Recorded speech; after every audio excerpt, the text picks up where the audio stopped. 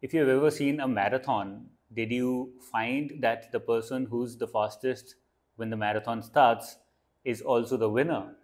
It rarely happens. In fact, people who are the slowest when the marathon starts end up becoming the winners. The reason behind this is consistency in the long run that people have to maintain. People who are fastest when the marathon starts often end up losing steam in the middle of the marathon, and that results in their failure. They've not planned properly, or they're not able to execute their plan properly because of not being smart enough. The same applies to UPSC Mains examination.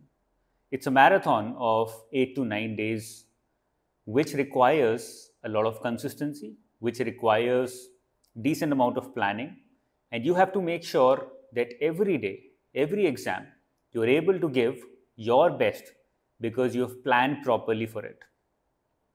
A lot of factors other than how much you've studied, what all you've studied, play an important role in determining your success or failure in these 8 days. With this, I want to wish you all the best for the upcoming UPSC Mains exam.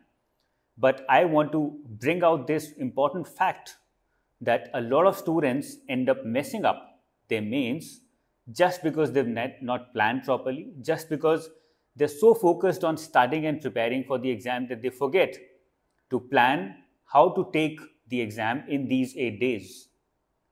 Make sure that just like a marathon, a winner knows when to drink water, how much water to drink, when not to drink water or eat anything in the middle of the run. Similarly, you also have to figure out what to do in the middle of these exams, what to do when you are writing this exam, what to do after you're done with each day's exam.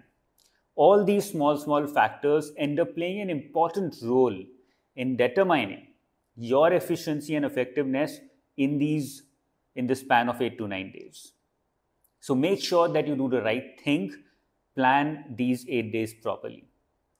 I've already covered in various shorts what you should be doing and what you should not be doing in this long span of 8-9 days. You can watch those, but I would also like to repeat them once again here very briefly. Firstly, after every exam, after every morning shift, you have a break of about 2 hours before the afternoon shift of 3 hours starts again. And majority students end up messing up their afternoon shift because of headache or because of lack of focus. Anybody would be too tired after a long 3-hour exam in the morning shift. The trick lies in resting well and resting enough in those 2 hours so that you come back to your original efficiency as soon as the afternoon shift starts. Now, the mistake that students make is they don't know or they don't realize the limits of their body and the heat of our country, and they're not able to rest enough in these 2 hours, or at times some students rest too much, so their brain stops working, and when they go for afternoon shift, they're either too sleepy or too tired or too rested that they're not able to restart their brain, they're not able to get that focus back that they had in the morning shift. So what you do is figure out the optimum amount of rest that you need in those 2 hours, and also take those small things along with you so that you can take that rest. Because it's hot, you need to find a decent place, probably a park. Normally you would find parks near your centers. Secondly, take some kind of an eye mask with you because of the heat and because of the light that we are exposed to in the afternoon, our brain also gets tired. So get that rest by using an eye mask, probably a gel mask which is cold enough so that your eyes are also rested in these 2 hours. Not studying between the examinations, between these 2 morning and afternoon shifts, that's very important. You have to make sure that your brain is optimized before the afternoon shift and you don't end up having a headache or something like that. So plan properly for that as well. This is a small tip that you can take note of between the examinations in the same day. What to do after the day ends and before the next day starts.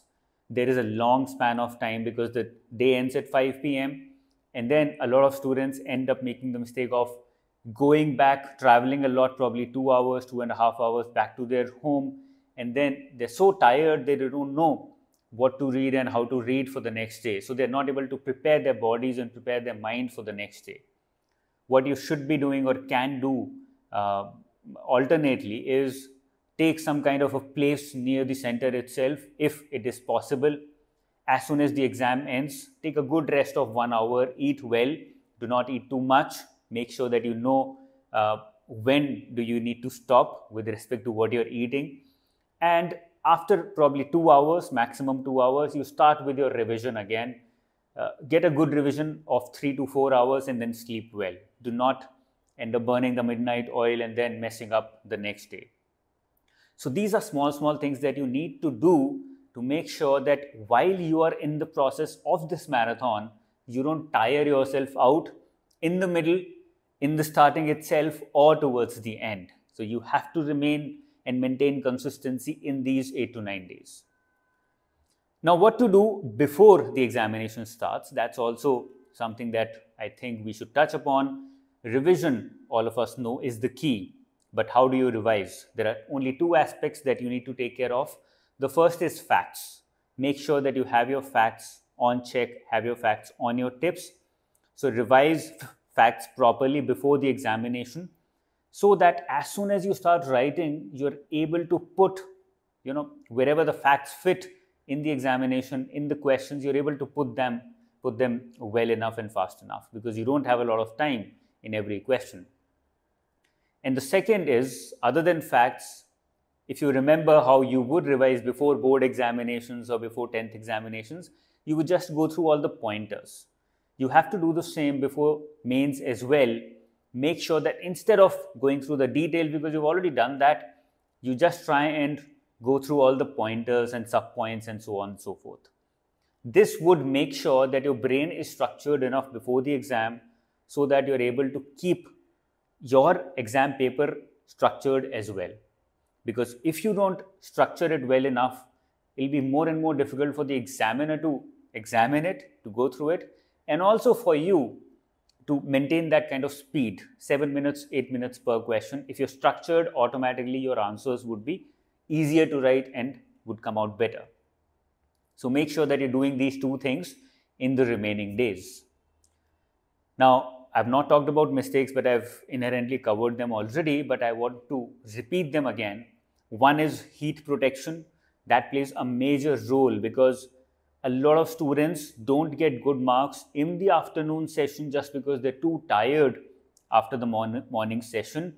They end up writing little or not being able to focus. So after they come out, they regret. So these kind of problems are faced. Make sure you're not repeating them. Second would be not maintaining speed. We are so engrossed in the pumped up for the examination that we forget the basics that we have to keep in mind. And speed is one. The first rule of clearing mains is making sure that you complete the paper. As soon as you fall behind in completion of the paper, if you're not writing 18 or 19 out of 20 questions, then automatically you're out of the race, or majority of the students end up going out of the race. Make sure that you're not one of them.